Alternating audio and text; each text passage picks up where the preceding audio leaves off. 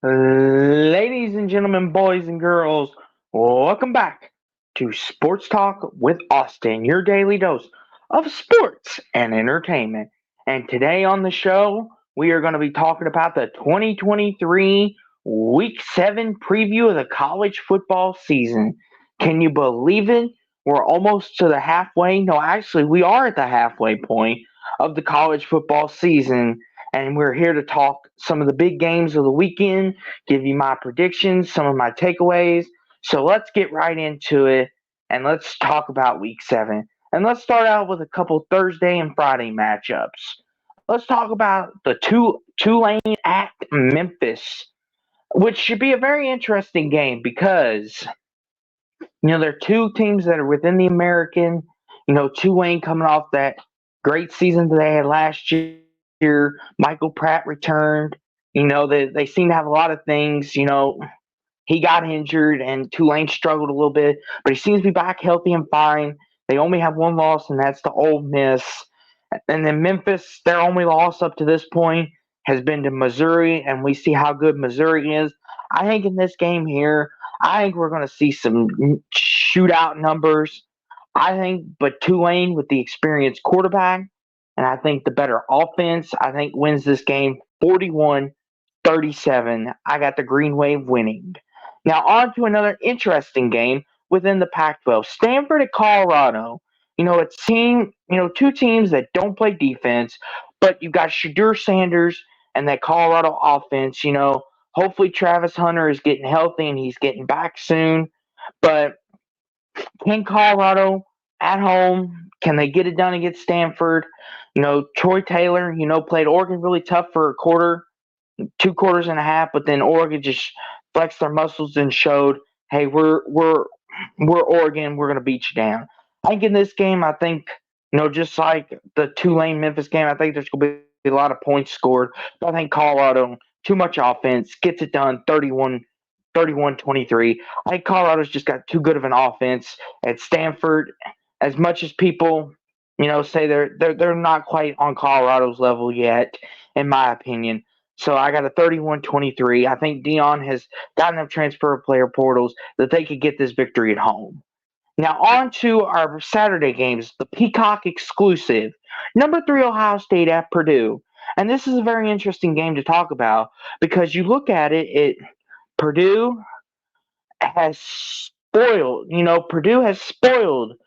know, Ohio State's season. Everyone remembers 2018. And oddly enough, my former head coach, Jeff Brom, your all's former head coach now, my new head coach here at Louisville.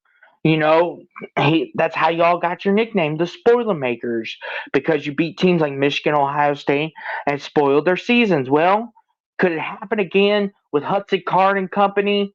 Will Kyle McCord and company slip up, or are they going to hit their prime and show that they are more talented and they're going to outdo Purdue?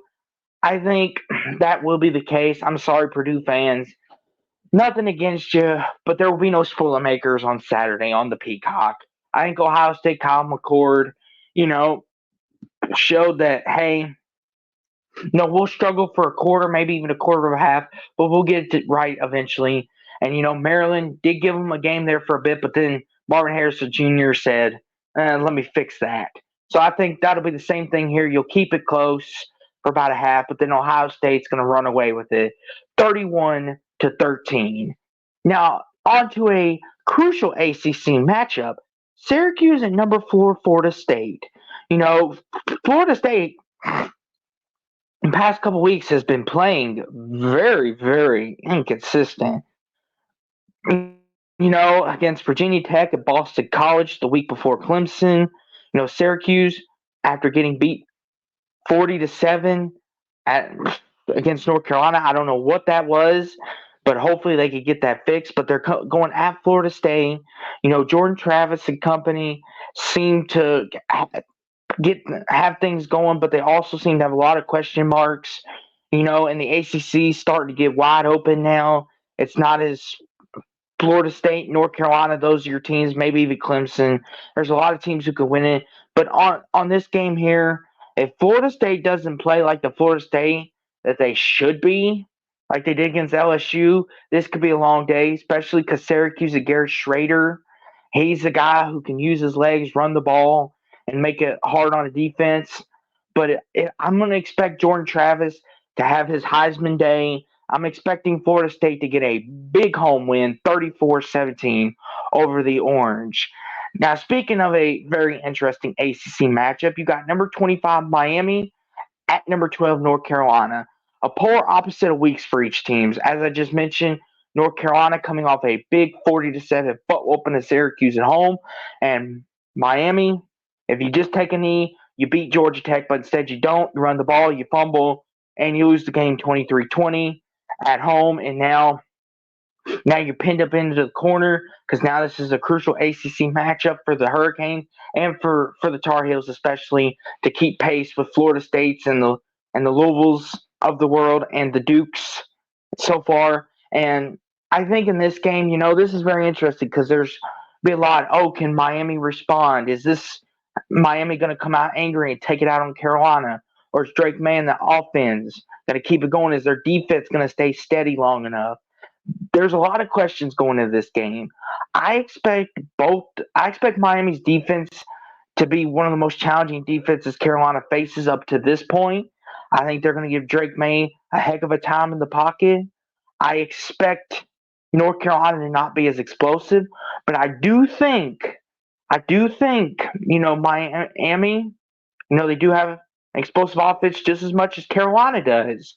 But I think Miami, this could be their stunner. I really could. But I think Carolina will overcome a bad day and Miami will make another mental mistake. I got Carolina 27, Miami 20 in a close, hard fought game. Now, on to an interesting Pac 12 game. You got number 18 UCLA at number 15 Oregon State.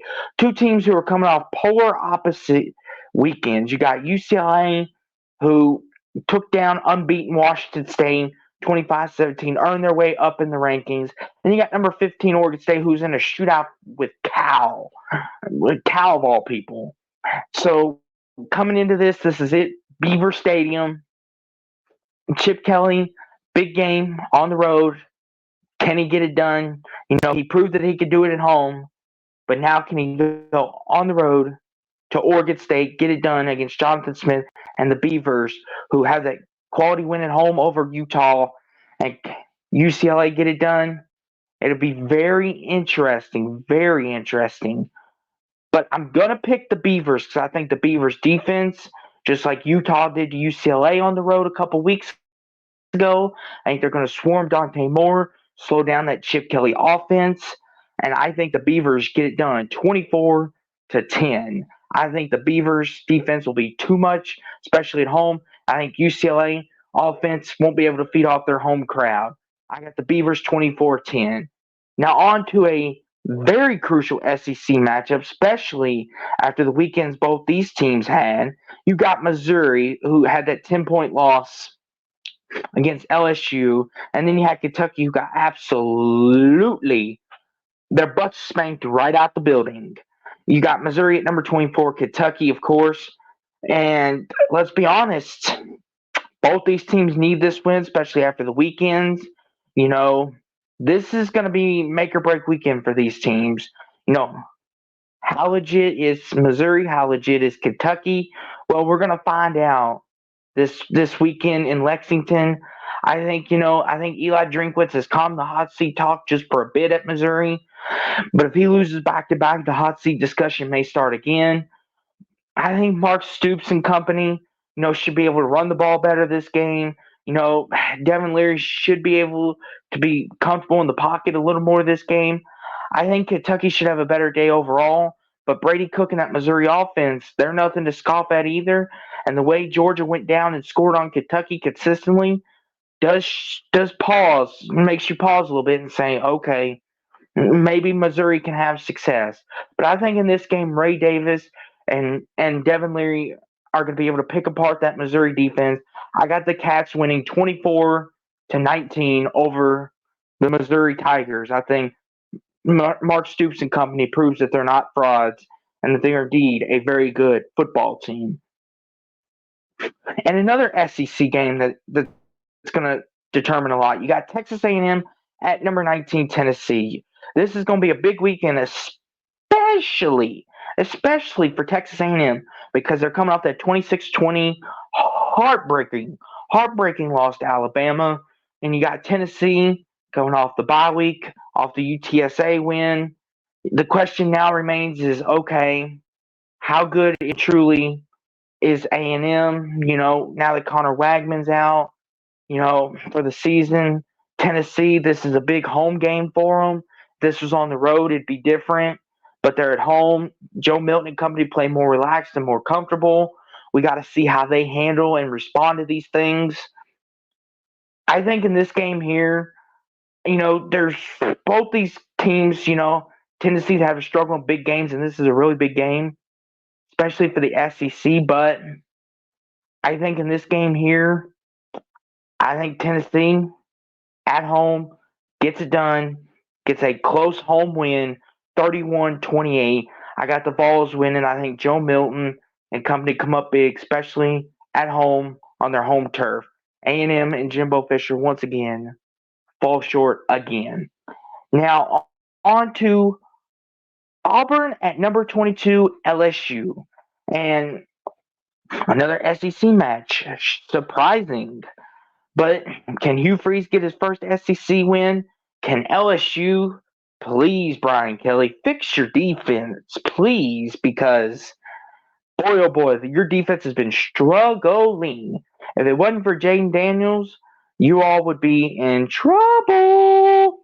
Well, you're already in trouble, but I'm flipping like 50-50 on, to be honest with you, because you've got Hugh Freeze inexperience at this big time level, but you've also got an LSU defense who could show you could put some points on them if you have a decent quarterback back there and a decent offense, which I believe Auburn has. Depending on if this is a night game or not, will make a lot of difference. But think I think I'm going to go LSU though. I think LSU is harder to beat at home. I think Auburn, showed that they can hang with Georgia, but I just feel like LSU may be able to put up a little more points. Especially if this is a nighttime game, we'll be able to put up some more points and keep Auburn at bay. I got a 41-28 LSU victory. Now on to a pretty interesting Big Ten game. You got Iowa at Wisconsin. You've got, two teams that kind of play the same style, who like to play defense and just run the ball. And you've got Kurt Ferentz against Luke Fickell. You've got the experienced head coach at the Big Ten level, and then you've got the first year man who's coming out of Cincinnati, off a great season at Cincinnati, Luke Fickell. Now bringing his offense over here to Wisconsin. Wisconsin expects big things. This is their first big home game against Iowa. I think in this game here, I think Luke Fickell, we saw what he did at Cincinnati in the big games, especially against Alabama in 2021. Not very impressive. So it causes for pause, so to speak. But I'm going to go with Iowa. I think their experience and the fact that their defense will put up some points for them. I feel like that Tanner McKee is an all-right quarterback, but if he doesn't have the running game, I feel like Iowa can get to him for some pressure. I think Iowa goes on the road to Wisconsin and gets a hard-fought 16-10 victory. I think Iowa offense doesn't have to be spectacular. Defense is going to take care of itself, and I'm going to take the experience and Kurt Ferentz and that coaching staff over there to get it done over Luke Fickell in Wisconsin.